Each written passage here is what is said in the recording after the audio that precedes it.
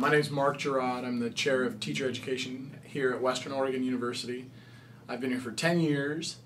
I was a high school science teacher before completing doctoral studies at Michigan State University in educational psychology. My name is Jonah Donaldson, and I'm the lead instructor in the intensive English program at Western Oregon University. I also teach graduate level classes in the computer science for education. I've been teaching for about 15 years. 10 of those years were in Osaka, Japan. And I worked there teaching English as well as other subjects including theater and directing.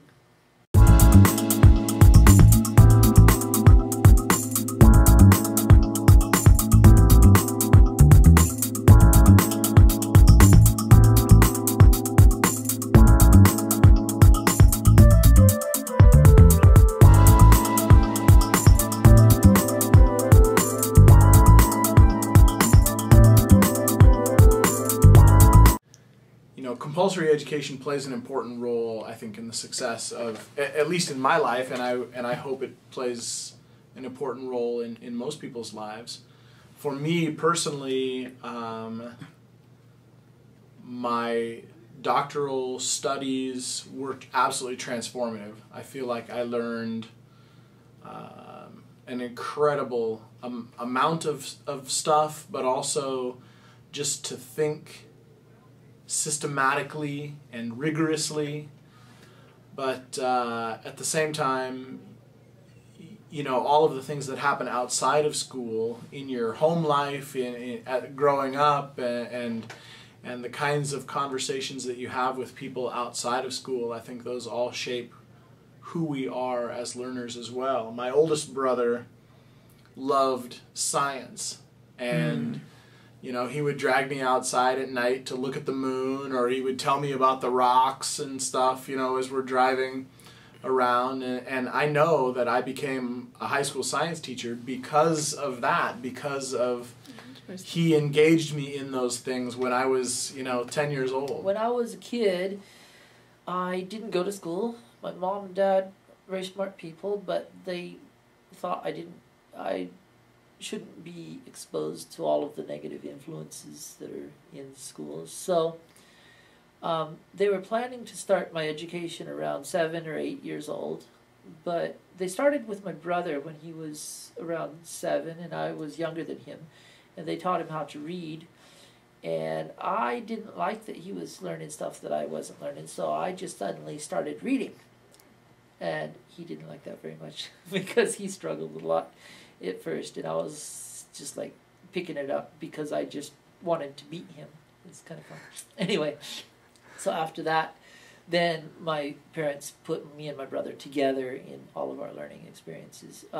We didn't use textbooks. They took us to the library every weekend and said, get 5 books, any books, your choice, whatever's in the library you can study. And during the week, study the 4 or 5 books.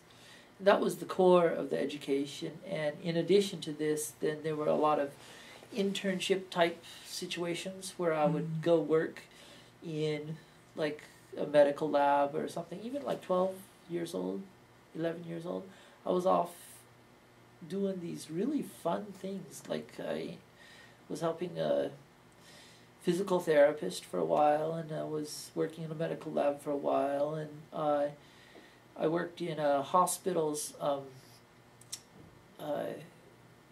computer system. Well, I was basically data entry intern, but I really learned how the computer system worked there and stuff like that. Mm-hmm.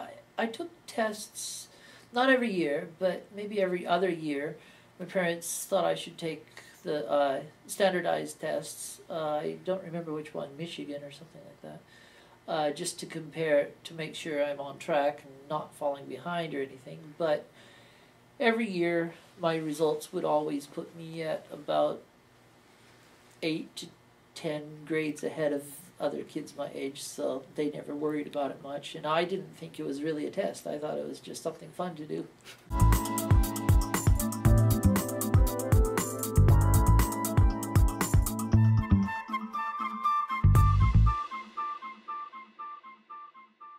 And as a teacher, I think success is when your students see the world differently as a result of what you're trying to teach them. I mean, if all we do in school is learn stuff that helps us pass a test, or if we only learn stuff that matters inside of a classroom, that's not success, in my opinion. Success is about learning to see the world and wanting to live differently in the world because of what we learned. I'm gonna steal a definition of success from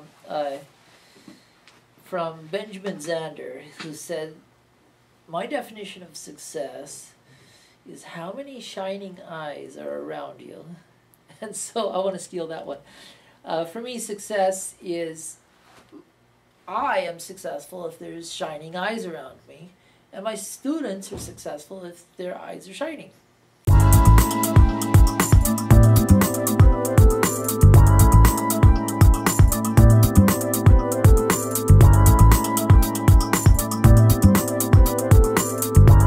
These should all be tools, and they should all be very firmly integrated into the learning, not as some support or not as something fun to do on the side. It should be part of the core part of learning. So technology, for example, I believe project-based learning has been pretty much proven to be the best way. And if students are together in groups working on projects, what better way to do it than using all kinds of technology that they can get their hands on, right? I think technology in the hands of a gifted teacher who understands teaching, content, and how technology can serve those, yeah, I think that's a really powerful recipe.